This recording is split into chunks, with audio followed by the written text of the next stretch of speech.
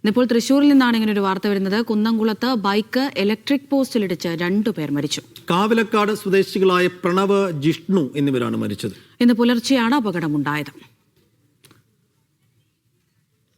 നടരാജ് പരശുറാം വിവരങ്ങൾ നൽകാനായി ചേരുന്നുണ്ട്. നടരാജ്, എപ്പോൾ എങ്ങനെയാണ് അപകടമുണ്ടായത്? ആരാണ് മരിച്ചത്?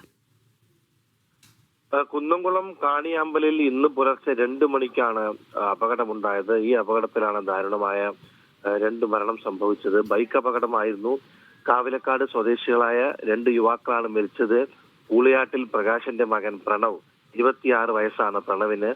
കാവിലക്കാട് മമ്പറപ്പറമ്പിൽ ജിഷ്ണു, 27 വയസ്സാണ് ജിഷ്ണുവിന്. ഇവരാണ് മരിച്ചത്. കാണിപ്പയ്യൂരിൽ നിന്നും ഇവർ ബൈക്കിൽ തിരികെ വരികയായിരുന്നു. കാണിയാമ്പാൽ പനങ്ങായി എന്ന സ്ഥലത്തിൽ ഒരു ഇറക്കമുണ്ട്. ആ ഇറക്കത്തിൽ വെച്ച് ബൈക്ക് നിയന്ത്രണം വിട്ട് ഇലക്ട്രിക് പോസ്റ്റിൽ ഇടിച്ചു മറിയുകയായിരുന്നു. അങ്ങനെയാണ് അപകടമുണ്ടായത്. ഈ മറിഞ്ഞു വീഴലിൽ ഗുരുതരമായ പരിക്ക് ഇവർക്കുണ്ടായി എന്നാണ് മനസ്സിലാക്കുന്നത്. ഇവർക്കൊപ്പം മറ്റൊരു ബൈക്കിൽ ഉണ്ടായിരുന്ന സുഹൃത്തുക്കൾ മുൻപേ പോയിരുന്നു. ഇവരെ കാണാത്തതിനെ തുടർന്ന് അവർ തിരികെ എത്തി അന്വേഷണം നടത്തിയപ്പോഴാണ് ഇരുവരും അപകടത്തിൽപ്പെട്ട കാര്യം അറിയുന്നത്. ഉടൻ തന്നെ നാട്ടുകാരുടെ സഹായത്തോടുകൂടി ഇവരെ ആശുപത്രിയിൽ പ്രവേശിപ്പിച്ചെങ്കിലും മരണം സംഭവിക്കുകയായിരുന്നു. മൃതദേഹം ഇപ്പോൾ കുന്നംകുളം മലങ്കര ആശുപത്രി മോർച്ചറിയിൽ സൂക്ഷിച്ചിരിക്കുകയാണ്.